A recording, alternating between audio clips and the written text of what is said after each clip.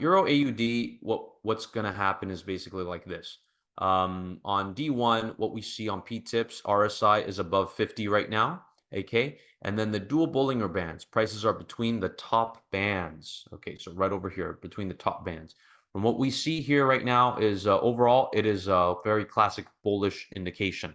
Okay, all right.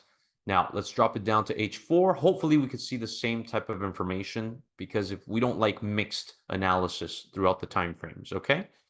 Now based on H4, based on Euro AUD, okay, RSI is at 50, okay, which is at 50 right now, so it's probably ranging. And then the dual Bollinger bands, prices are within the 1.0 deviation bands. Yes, it is. It's below MA20. So potentially a little bit more bearish momentum. Okay, but of course, there is a very prominent support right now at 1.796. Okay, so that's a very strong and prominent support that we see over here. Okay, all right. Now, overall, we can see that this is ranging.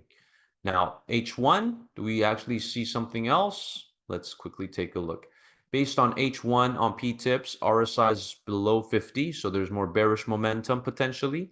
Okay, and then the dual Bollinger bands, prices are right now within the 1.0 deviation bands. Okay, so now as prices are within the 1.0 deviation band, is basically an indication of potential ranging markets. Okay, but from what we see here, the actual prices are now breaking below the 1.0 deviation lower band. So overall, this is more considered bearish. Okay, very interesting. All right, so based on D1, where we see very strong bullish momentum, when we see such large wicks like that, we know that it's stuck in a ranging market. Okay, it's confirmed on H4, and then on H1, it basically tells us a bit more of a bearish market. Okay, so